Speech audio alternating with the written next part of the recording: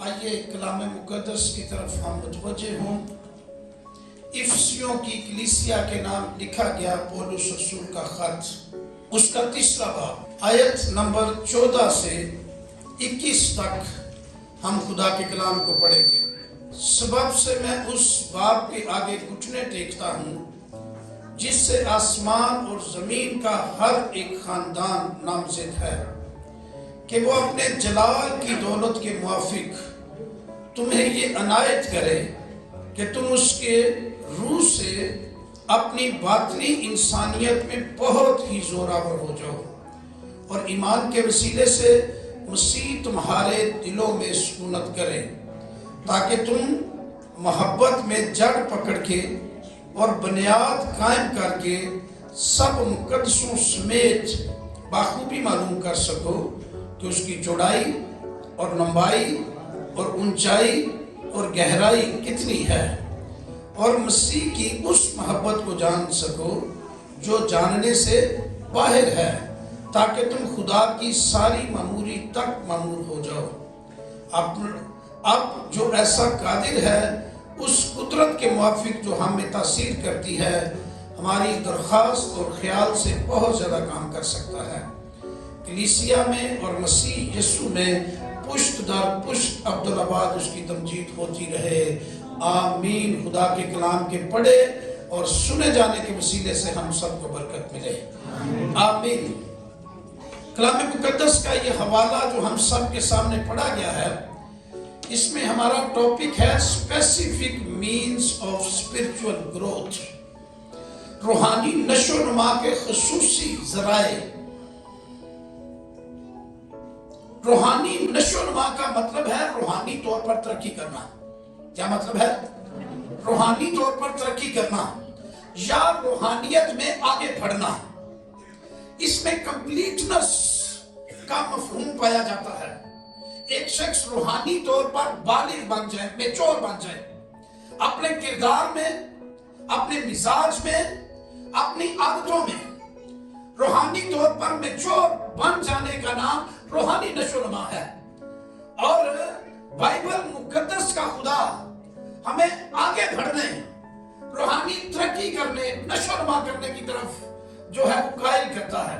اس کا یہ پرپس، اس کا یہ مقصد بھی ہے کہ ایک شخص جس نے اپنے گناہوں سے توبہ کر لی ہے وہ روحانی طور پر آگے بڑھے، نہ کہ محدود جگہ پر رک جائے۔ بنائی ہوئی تمام چیزوں کی فطرت خدا نے ایسی ہی بنائی ہے۔ مثال کے طور پر جب خدا نے زمین پر جانوروں کو بنایا تو خدا نے کہا پھلو اور بڑھو، ٹھیک ہے۔ جب اس نے درخت اور پودے بنائے تو ان کو بھی کہا پھلو اور بڑھو۔ جب سمندر کے اندر کی مخلوقات مچھلیاں بنائی تو لکھا کہ یہ بڑھتے ہوئے سارے سمندر کو وہ بھر دیں۔ جب انسان کو بنایا تو خدا نے کہا کہ پھلو اور بڑھو اور زمین کو معمور و محکوم کر دو۔ جس چیز کو خدا نے بنایا یا خدا نے خلق کیا اس کے اندر بڑھوتی کا عمل رکھا ہوا ہے۔ اسی طرح سے ایک روحانی شخص کے لیے بھی خدا کا یہی منصوبہ ہے کہ وہ صرف اپنی جگہ پر رکا ہوا ہی نہ رہے بلکہ روحانی طور پر آگے بڑھتا اور ترقی کرتا چلا جائے۔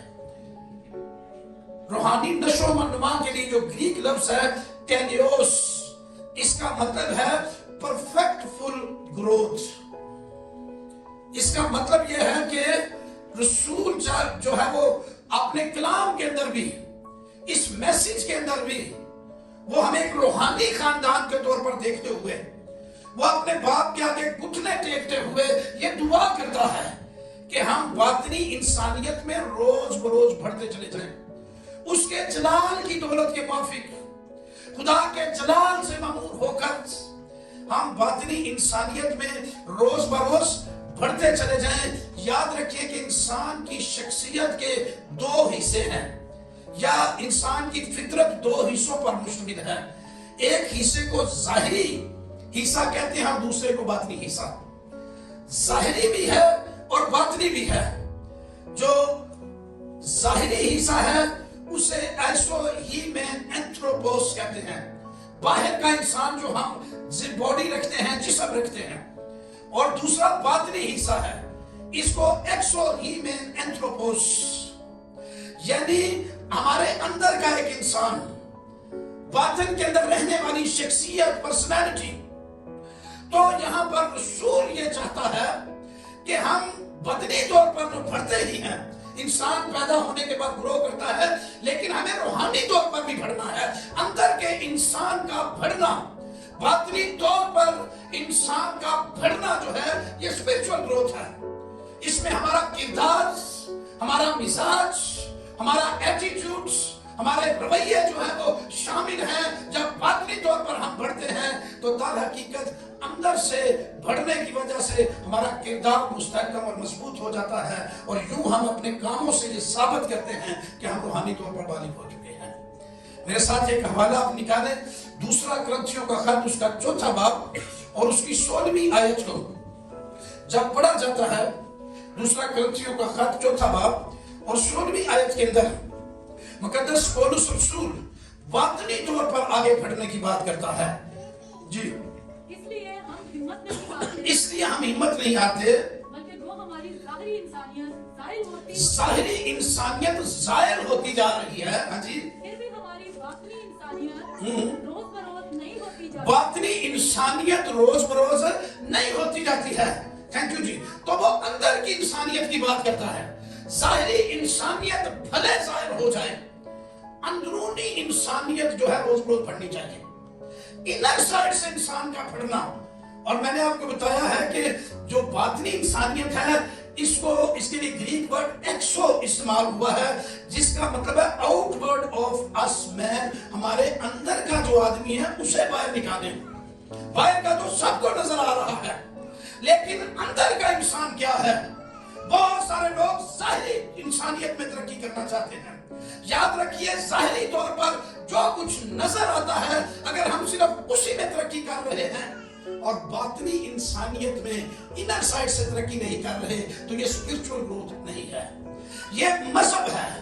اور میرے عزیزو یاد رکھیے گا کہ اندر سے خداوند یسوع مسیح نے بھی یہ کہا نا کہ جو کچھ اندر سے نکلتا ہے وہ آدمی کو ناپاک کرتا ہے. یعنی جھوٹ, فریب, دھوکہ دہی, مکاریاں, گالیاں, اس طرح کے جتنے بھی برے کام ہیں جو اندر سے نکلتے ہیں. تو ایکسو جو گریک ورڈ ہے اس کا مطلب ہے اندر سے کچھ اچھا نکالنا. باہر تو ہے ہی ہیں ہم, باہر ظاہری انسانیت تو سب کو نظر آ رہی ہے, لیکن اندر سے میں کیسا ہوں. جب ہم اندر سے اپنی اچھی باتیں, خوبصورت باتیں نکالیں گے تو پھر پتا چلے گا کہ یہ اندر سے ایک بہترین انسان ہے یا روحانی انسان ہے. تو اس لیے اسپرچول گروتھ کا مطلب ہے اندر سے جو ہے وہ آگے بڑھنا, باطنی انسانیت کو بڑا کرنا. اور لکھا ہے کہ یہ روز بروز نہیں ہوتی جاتی ہے. کلام میں لکھا ہے کہ اب جو مسیح یسوع میں ہے وہ نیا مخلوق ہے, پرانی چیزیں جاتی رہی. تو پرانی انسانیت کو زائل کرنا, زائل کرنے کا مطلب ہے ختم کر دینا. اس کے لیے جو گریک ورڈ آیا ہے ڈی ایف تھیریو, اس کا مطلب ہے ویسٹ کر دینا, ظاہری انسانیت کو ویسٹ کرنا اور باطنی انسانیت پر فوکس کرنا, انر سائڈ پر فوکس کرنا. اور جب ہم اندرونی انسانیت پر فوکس کرتے ہیں تو دراصل یہ ہماری روحانی ترقی ہے. ظاہری جو ہے یہ نمود و نمائش بھی ہو سکتی ہے, اور اس کے بارے میں مسیح نے کہا بھی فقیوں, فریسیوں کو, شرع کے عالموں کو. موبائل سے بہت زبردست, ٹھیک ہے نا, بڑے لمبے لمبے جوبے بھی پہن لیتے تھے اور موڑوں پہ کھڑے ہو کے دعا بھی کرتے تھے. خداوند یسوع نے کہا تم سفیدی پھری ہوئی قبروں کی مانند ہو, باہر سے راستہ خوبصورت لیکن اندر ہڈیوں کی نجاست کے سوا کچھ بھی نہیں ہے. سو اندر کی چیزیں ان کو امپروو کرنا اسپرچول گروتھ ہے. 4 باتیں آپ کو بتانے لگا ہوں جو ہمیں روحانی نشو و نما دے گی. Number 1, death to self interest. اپنے ذاتی جو انٹرسٹ ہیں ان کو چھوڑنا, ان کا انکار کرنا. بہت دفعہ ہم ذاتی انٹرسٹ پر زیادہ فوکس کرتے ہیں, لیکن ذاتی انٹرسٹ کو چھوڑ دینا یہ جو ہے وہ اسپرچول گروتھ کی طرف ہمیں لے کر جاتا ہے. یہ خصوصی ذریعہ ہے. جب ہم ذاتی انٹرسٹ کو مار دیتے ہیں, مثال کے طور متی کی انجیل اس کا 16واں باب میرے ساتھ نکالیے, اس کی 24ویں آیت میں خداوند یسوع مسیح نے کہا کہ جو میرے پیچھے آنا چاہے گا اس کے لیے یہ بات بہت اہم ہے कि वो अपना जाती इंटरेस्ट उसको जो है वो छोड़ना पड़े। उस वक्त यीशु ने अपने शागिर्दों उस वक्त यीशु ने अपने शागिर्दों से कहा, कि अगर कोई मेरे पीछे आना चाहे अगर कोई मेरे पीछे आना चाहे, तो अपनी अपनी खुदी का इनकार करे खुदी का इनकार करे और अपनी सलीब उठाए और अपनी सलीब उठाए और मेरे पीछे और मेरे पीछे हो ले। क्योंकि जो कोई अपनी जान बचाना चाहे जो कोई अपनी जान बचाना चाहे उसे खोएगा, वो उसे खोएगा, जो कोई मेरी खातिर अपनी जान खोएगा जो कोई मेरी खातिर अपनी जान खोएगा उसे पाएगा। बहुत शुक्रिया जी, वो उससे पाएगा। तो मसीह ने कहा कि जाती इंटरेस्ट से बाहर निकलकर मेरी खातिर जिंदगी बसर करें, अपनी जाती जो है वो ख्वाहिशात को मारकर, खुदी को मारकर, अपनी जो है वो सेल्फ इंटरेस्ट जो है उनको मारकर सिर्फ इस बात के लिए हमने जीना है कि हम यीशु मसीह की खातिर जिएंगे भी और यीशु मसीह की खातिर मरेंगे भी। पौलुस रसूल कहते हैं ना, जीना मेरे लिए मसीह और मरना नफे की बात है। तो वो इसीलिए कह रहा है, जब अपनी खुदी का इनकार करके अपनी लिखा जो जान बचाता है उसे खो देगा। अपनी जान बचाना जो है ये सेल्फ इंटरेस्ट में आ जाता है, मैं बच जाऊं, दूसरे के साथ जो मर्जी हो जाए, ये सेल्फ इंटरेस्ट है। मसीह कह रहा है इसको छोड़कर, इसको डिनाई करके सिर्फ मेरी खातिर अगर आप अपनी जान भी देंगे तो आसमान की बादशाही में आपको बड़ा मर्तबा मिलेगा। और बाइबल मुकद्दस में मसीहत के शहीद जो हैं उनकी तारीख बड़ी बड़ी है, जिन्होंने मसीह की खातिर अपनी जानों के नजराने पेश किए। तो पहले नंबर पर डेथ टू सेल्फ इंटरेस्ट, अपना जो शख्सी इंटरेस्ट है उसको मार देना, अपनी खुदी का इनकार कर देना, ये हमें रूहानी तौर पर आगे बढ़ा सकता है, हमारी नशोनुमा कर सकता है। नंबर 2, दी स्क्रिप्चर्स, खुदा का जिंदा कलाम, ये रूहानी तौर पर हमें आगे बढ़ाता है। दूसरा तीमुथियुस 3 बाब उसकी 16 और 17 आयत पढ़िए जरा। खुदा का कलाम हमें रूहानी तौर पर आगे बढ़ाता है और ये बढ़ोतरी बख्शता है।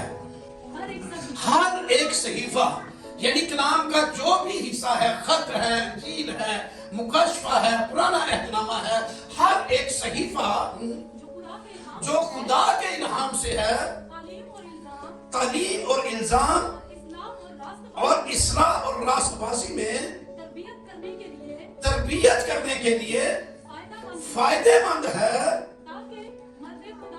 मर्द खुदा कामिल बने, परफेक्ट बने, उसकी रूहानी ग्रोथ हो। हाँ जी, और हर एक नेक काम के लिए बिल्कुल तैयार हो जाए। बस शुक्रिया जी, हर एक नेक काम के लिए बिल्कुल वो तैयार हो जाए। तो मेरे अजीजों याद रखिएगा कि खुदा का कलाम, हर एक सहीफा जो लिखा है खुदा के इल्हाम से है। इल्हाम के लिए ग्रीक लफ्ज थियोपनेओटोस, जिसका मतलब है गॉड्स ब्रीथ, खुदा की सांसें। ये खुदा की सांसें हैं जो जिंदा कलाम आप तक पहुंच रहा है। इस पर चलने वाला शख्स लिखा है तालीम पाएगा, उसकी सलाह होगी। और सलाह के लिए जो ग्रीक वर्ड है इसका मतलब है to cut the right way, ठीक है, या दरमियान में से लाइन लगा देना कि इधर वाला काम सही है तो इधर वाला गलत। लाइन क्रॉस करोगे तो गलती, इधर चलोगे तो ठीक। खुदा ने शुरू से ही, रोजे अव्वल से ही आदम को कह दिया था कि सब दरख्तों का फल बेरोक टोक तू खा सकता है, लेकिन लाइन तो इधर नहीं आना। एक लाइन लगाई थी खुदा ने, और वो लाइन ये थी कि नेको बद के दरख्त में से हर किस न खाना, जिस दिन तूने उसमें से खाया तू मरा। उसकी पनिशमेंट है अगर तूने इस हद को तोड़ा। मैंने पहले भी एक दफा मैसेज में आपको कहा कि एक रेड लाइन मुतय्यन करें अपने बच्चों के लिए या अपनी शख्सी जिंदगी के लिए कि मैं पार नहीं करनी, ये खुदा की तरफ से है। तो खुदा का जिंदा कलाम ये हमें तालीम देता है, कामिल बनाता है, ये इल्जाम भी लगाता है, इस्लाह भी करता है। कभी कभी कलाम सुनते हो ये तो अपनी कमजोरियां नजर आना शुरू हो जाए, इसका मतलब है कलाम इल्जाम लगा रहा है कि तू लाइन पार कर देती है, आपको इस तरफ नहीं जाना था, दुरुस्त लाइन पर चलना था। तो खुदा का जिंदा कलाम हमारी स्पिरिचुअल ग्रोथ कर सकता है अगर हम इसको सुने, इसे पढ़ें और इस पर अमल करें। कलाम में लिखा हुआ है कि ईमान सुनने से पैदा होता है और सुनना मसीह के कलाम से। तो मसीह के कलाम को पढ़ना और उसे सुनना, ये हमारे ईमान को बढ़ाएगा और हम रूहानी तौर पर तरक्की करना शुरू हो जाएंगे। ज़बूर नंबर 19 मेरे साथ निकालिए जरा, और उसकी 7वीं और 8वीं आयत पढ़िए। यहाँ पर ज़बूर नवीस खुदा के जिंदा कलाम की ताकत और कुदरत के बारे में बता रहा है। जी 7वीं और 8वीं आयत। खुदावंद की शरीयत कामिल है, खुदावंद की शरीयत यानी उसका कलाम कामिल है। The word of God is perfect, और जो खुद परफेक्ट है वो अपने लोगों को भी परफेक्ट बनाएगा, मानने वालों को भी परफेक्ट बनाएगा। तो इसलिए ये कामिल है। हाँ जी, वो जान को बहाल करती है, जान को बहाल करती है। जान को ते जान की थोड़े बाहर के अंदर इन्हें नजर नहीं आती। ये वही जे अंदर था इंसान जिन्होंने बहाल करना कि खुदा के कलाम ने, वर्ड ऑफ गॉड ने। जाहिरी इंसान जो है ये गोश्त गोश्त का है, इसका हड्डियां हैं, सर है, जिस्म है, मुंह है, हाथ पांव है, पेट, सब कुछ नजर आ रहा है। ये जाहिर है, लेकिन जान अंदर मौजूद है। खुदा का कलाम अंदर से, इनर साइड से हमारी जान को बहाल करता है। तो ये हमारी ग्रोथ इसी कलाम के वसीले से है। जी आगे पढ़ें। खुदावंद की शहादत पर हक है, पर हक है। हाँ जी, नादान को दानिश बख्शती है, दानिश बख्शती है। दानिश का मतलब है अकल। क्या है? ते अकल किथे है?